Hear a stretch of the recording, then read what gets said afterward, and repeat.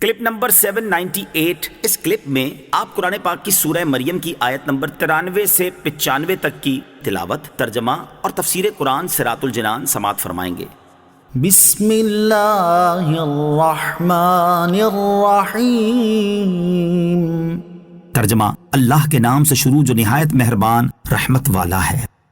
ان کل من فی السماوات والارض الا آتی الرحمن عبدا۔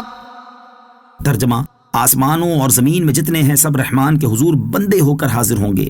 ان کل من فی السماوات والارض، آسمانوں اور زمین میں جتنے ہیں۔ یہ آیت مبارکہ اللہ تعالیٰ کے علاوہ دیگر بناوٹی معبودوں کی نفی کی دلیل بھی بن سکتی ہے، اور اس بات کی بھی دلیل بن سکتی ہے کہ اللہ تعالیٰ اولاد سے پاک ہے۔ پہلی صورت میں اس آیت کا معنی یہ ہوگا کہ کفار زمین پر جن لوگوں کو اور آسمان پر جن فرشتوں کو اپنا معبود مانتے ہیں، وہ سب تو اللہ تعالیٰ کی بارگاہ میں اپنے بندے ہونے کا اقرار کرتے ہیں اور اللہ تعالیٰ کی اطاعت و فرما برداری کرتے اور صرف اسے ہی سجدہ کرتے ہیں، تو پھر وہ معبود کس طرح ہو سکتے ہیں؟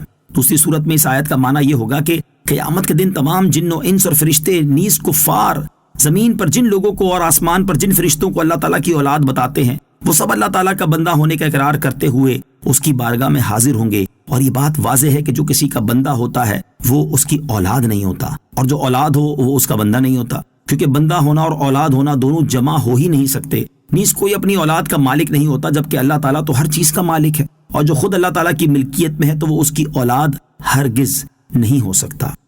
لقد احصاهم وعدهم عدا وَكُلُّهُمْ آتِيهِ يَوْمَ الْقِيَامَةِ فَرْدًا۔ ترجمہ، بے شک اس نے انہیں گھیر رکھا ہے اور ان کو ایک ایک کر کے خوب گن رکھا ہے، اور ان میں ہر ایک روز قیامت اس کے حضور تنہا آئے گا۔ لقد احصاہم، بے شک اس نے انہیں گھیر رکھا ہے، یعنی اللہ عز و جل کے علم و قدرت نے سب کو گھیر رکھا ہے، اور ہر زیرو کے سانسوں کی، دنوں کی، تمام احوال کی اور جملہ معاملات کی تعداد اللہ عز و جل کے شمار میں ہے۔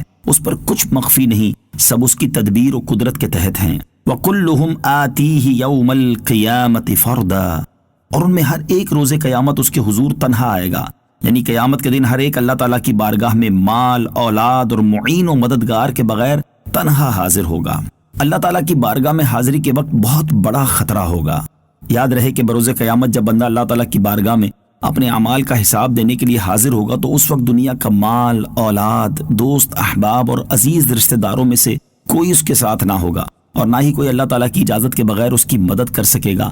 اور اس وقت بہت بڑا خطرہ ہوگا، کیونکہ یہ بھی ہو سکتا ہے کہ کہا جائے ہم نے دنیا میں تمہاری پردہ پوشی کی اور آج بھی تجھے بخش رہے ہیں۔ اس وقت بہت زیادہ خوشی اور سرور حاصل ہوگا، اور پہلے اور بعد والے تم پر رشک کریں گے، یا فرشتوں سے کہا جائے گا کہ اس برے بندے کو پکڑ کر گلے میں توق ڈالو اور پھر اسے جہنم میں ڈال دو۔ اس وقت تو اتنی بڑی مصیبت میں مبتلا ہوگا کہ اگر آسمان و زمین تجھ پر روئیں تو انہیں مناسب ہے۔ نیز تجھے اس بات پر بہت زیادہ حسرت ہوگی کہ تم نے اللہ عز و جل کی عبادت اور فرما برداری میں کوتاہی کی، اور تم نے کمینی دنیا کے لیے اپنی آخرت بیچ ڈالی، اور اب تیرے پاس کچھ نہیں۔ ہم ہیں ان کے، وہ ہیں تیرے، تو ہوئے ہم تیرے، اس سے بڑھ کر تیری سمت اور وسیلہ کیا ہے؟ ان کی امت میں بنایا، انہیں رحمت بھیجا، یوں نہ فرما کہ تیرا رحم میں دعویٰ کیا ہے؟